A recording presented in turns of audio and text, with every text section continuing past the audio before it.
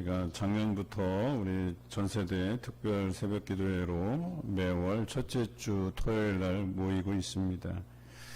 작년 1년을 지켜보니까 우리 이제 아이들이 그래도 많이 참석해 주시고 어린 자녀로부터 청년 자녀에 이르기까지 이렇게 참여해 주신 것 너무나도 감사드리고, 또 이들을 위해서 매월 간식을 천조해 주시는 또 우리 성도들께 감사의 말씀을 드립니다.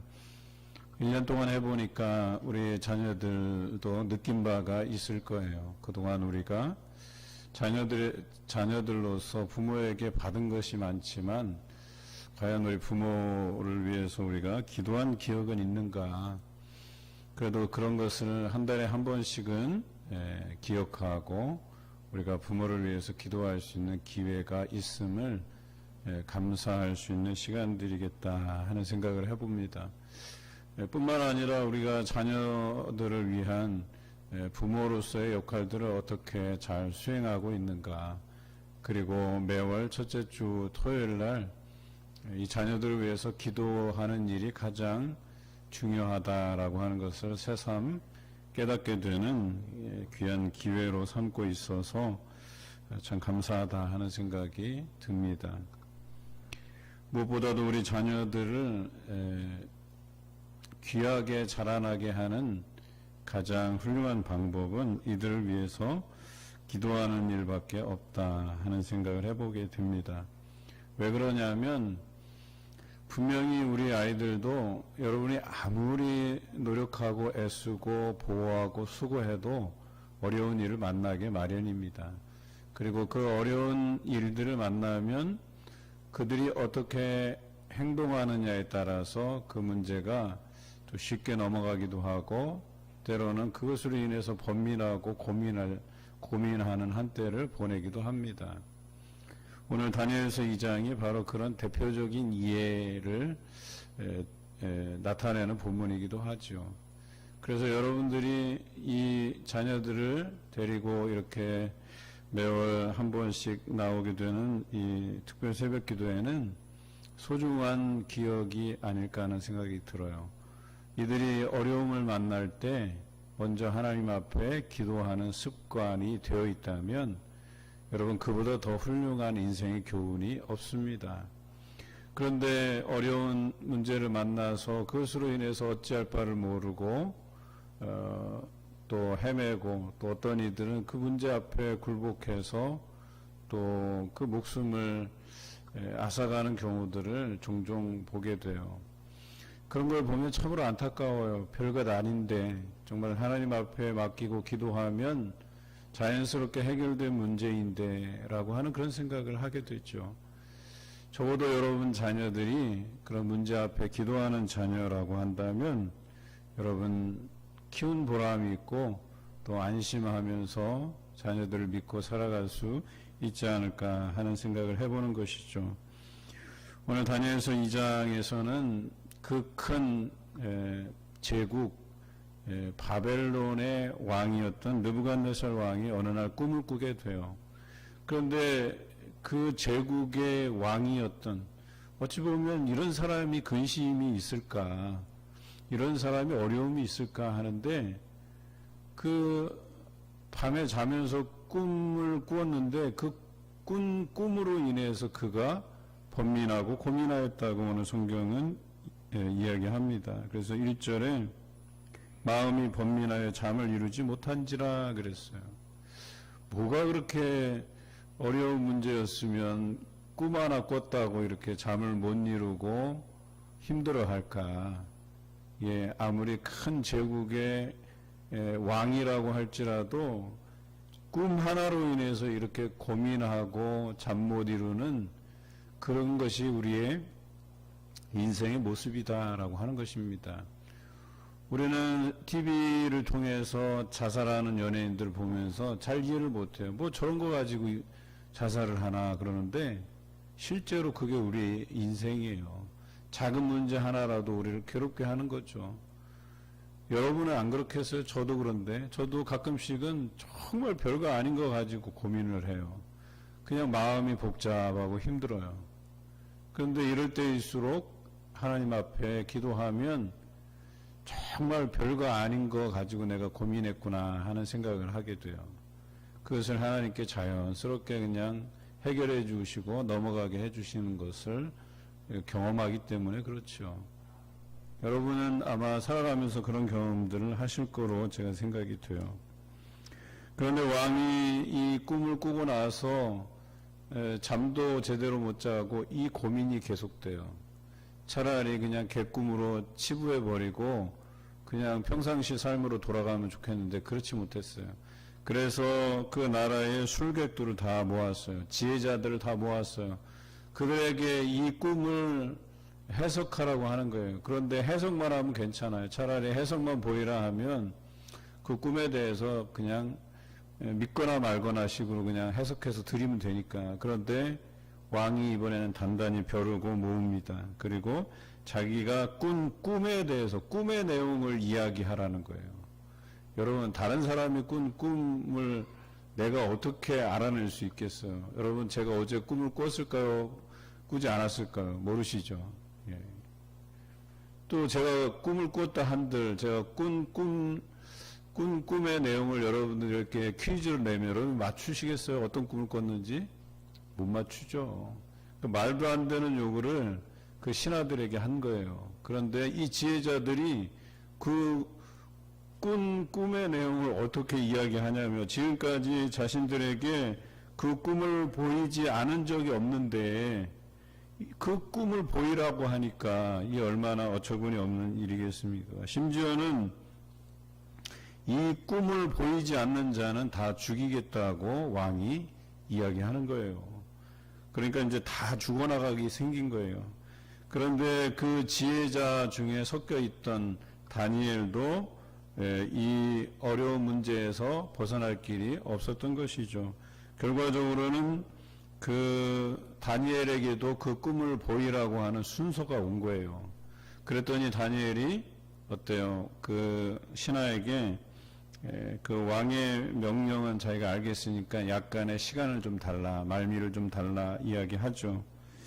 그리고 다니엘이 자기 집으로 돌아와서 자기 친구인, 세 친구인 하나냐와 미사엘과 아사랴에게 지금 내가 이런 상황에 처해 있다 이야기하고 자기를 위해서 이 일들을 위해서 기도하라고. 그리고 같이 중보하면서 이 일을 어떻게 할까를 고민하게 되죠. 뭐 고민하는 일이 하나님께 기도하는 일밖에 더 있겠어요. 또 그가 하루 3번 하나님 앞에 늘 기도하던 습관을 따라서 하나님 앞에 기도했어요. 그랬더니 하나님께서 이 은밀한 일에 대해서 그들을 불쌍히 여겼다 그랬어요. 불쌍히 여겼다는 게 뭐예요? 이것은 그들의 힘으로는 지혜로는 해결할 수 없는 일임을 하나님께서 아신 것이죠. 그래서 이 은밀한 것을 다니엘에게 나타나서 보이셨습니다. 그리고 다니엘이 느부갓네살 왕 앞에 서서 담대하게 그 꿈의 내용을 이야기해주고 그 꿈의 해석을 보이게 되죠. 그 꿈의 내용이 25절부터 본문에 기록되어 있는데 이제 큰 신상이 나타났는데 그 신상, 그러니까 사람 모양 같이 되어 있는 그 신상인데 각각의 이 부분들이 다른 금속으로 되어 있는 거예요. 머리는 순금, 가슴과 두 팔은 은, 배와 넓적다리는 놋, 그리고 그 종아리는 쇠, 발은 얼마는 쇠요, 얼마는 진흙. 그런데 그게 어떤 신상을 상징하는 거죠. 이 바벨론은 중앙 집권 체계예요. 왕이 곧 신과 같은 존재인 거죠. 그러니까 여기서 말한 신상은 누구를 뜻해요? 제국의 왕. 그런데 그런 여러 금속과 성분으로 된 그 신상이 보여지고 나서 뜨인 돌 환상을 또 보여주시는데 성경에는 이렇게 기록되어 있어요. 왕이 보신즉 손대지 아니한 돌이 나와서, 옛날 성경에는 뜨인 돌 그랬어요. 그러니까 손을 대지 않았다라고 하는 것은 여러분 이 돌이 뜰 수가 있어요? 없는 거죠. 세상의 법칙으로는 돌이 공중에 뜬다는 거는 이게 말도 안 되는 소리예요.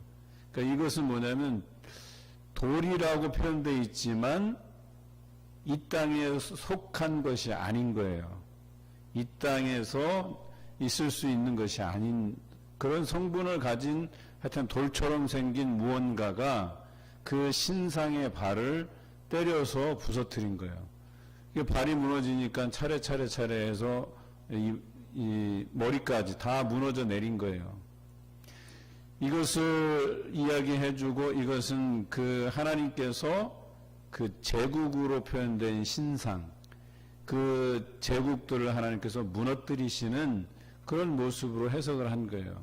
그러니까 결과적으로 이 땅의 주관자는 하나님이시다라고 하는 것을 드러내 보이신 것이죠. 우리가 생각하기에는 뭐 쇠로 만들어졌고 노수로 만들어졌고 금으로 만들어졌고 은으로 만들어졌고 뭔가 여기에서 각자가 의미하는 게 있죠. 어떤 것은 단단하고 어떤 것은 귀하고 뭐 이런 여러 가지 뜻이 담겨져 있겠죠. 그러니까 여러 제국들이 나타나고 그 제국들이 어떤 제국은 아주 강성한 군대를 가지고 있고 어떤 제국은 돈이 많고 뭐 이런 식으로 해석될 수 있겠죠. 그런데 돈이 많든 외교적인 어떤 지혜가 출중하든 아니면 그들이 강한 군대를 가지고 있든 그것이 제국을 유지하는 힘이 될 수 없다는 거예요. 하나님께서 이 뜨인 돌을 들어서 그냥 치면 무너져 내릴 수밖에 없다는 거예요. 그러니까 세상에 그 어느 것도 강한 것이 없다는 거예요. 하나님 앞에서는 어때요? 다 그 강한 것들이 헛된 것이에요. 그러니까 우리가 제국의 강한 것들, 귀하다고 하는 것들, 지혜 있다고 하는 것들을 의지한다는 것은 헛된 것을 잡으려고 하는 것과 같다는 거예요. 그것을 이겨내는 게 뭐예요? 하나님이시다라고 하는 것이죠. 하나님께서 그냥 천하게 보이는 그것들로도 그 우리가 생각하는 그 강함을 상징하고 귀한 것들을 상징하고 지혜 있다고 상징하는 제국들을 한순간에 무너뜨릴 수 있다는 것을 보여주신 것이죠. 그래서 하나님을 의지하는 것이 중요함을 그들에게 말씀하시고자 했던 것입니다. 그랬더니 이 꿈을 보였던 다니엘에게 느부갓네살 왕이 많은 선물을 주고 상을 베풀었다고 우리가 읽은 성경 말씀에 기록되어 있는 거예요. 그런데 다니엘이 참 지혜로워요. 중요한 것은 이 꿈의 해석, 이 꿈을 보인 분이 하나님이시고 이 꿈을 해석해 주신 분도 하나님이시다라고 하는 것을 나타내 보였다는 거예요. 그런데 더 놀라운 것은 왕이에요. 느부갓네살 왕이 그 꿈의 내용과 해석을 듣고 나서 다니엘에게 오늘 말씀하세요. 하나님은 참으로 모든 신들의 신이시요 모든 왕의 주제시로다. 내가 능히 이 은밀한 것을 나타내었으니 내 하나님은 또 은밀한 것을 나타내시는 이시로다 라고 고백하고 있어요. 다니엘이 설명하고 이제는 왕이 그에 대해서 대답하는데 너의 말대로 이 은밀한 것을 드러내시고 나타내시는 분이 하나님이시다라고 이야기한 거예요. 느부갓네살은 사실은 하나님의 존재에 대해서 알고 믿었던 왕은 아니에요. 물론 심판의 도구로 쓰임받기는 했지만 그렇다고 해서 이스라엘 백성처럼 하나님을 과거부터 알고 믿었던 그런 왕은 아니었었어요. 그럼에도 불구하고 지금 이 된 일들이 하나님께서 그에게 보여주신 것을 믿었다는 거예요.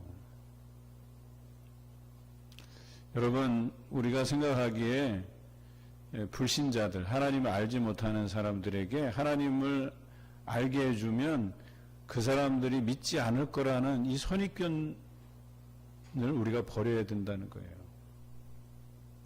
이 사람은 불교니까, 이 사람은 뭐 다른 종교를 믿으니까 하나님을 믿지 않을 거야. 예수 그리스도에 대해서 잘 모를 거야. 아니요. 이런 선입견을 버려야 된다는 거예요. 그렇지 않아요. 하나님을 드러내 보이면, 우리의 삶을 통해서 하나님이 역사하심을 드러내 보이면 그 사람도 믿게 된다. 정말 이 일을 행하신 분이 하나님이시다라고 하는 것을 그들이 인정하게 된다라고 하는 것을 우리가 믿어야 된다는 것이죠. 여러분들이 그런 일들을 위해서 이 땅에 세움을 받았다는 사실을 기억하시기 바라요. 특별히 우리 자녀들, 여러분들이 살아가시면서 여러분에게 벌어지는 여러 가지 일들을 통해서 이것이 다 하나님의 은혜였구나. 나에게 건강 주시고 지혜 주시고 나의 앞길을 지도하시고 또 인도하시는 분이 하나님이심을 여러분이 고백해낼 때에 그것을 많은 사람들이 보고 정말 그 일을 행하신 분이 하나님이시구나 라고 고백하게 만드신다라고 하는 것을 잊지 마시기 바랍니다. 오늘 말씀의 제목처럼 은밀한 것을 나타내시는 분은 하나님이세요.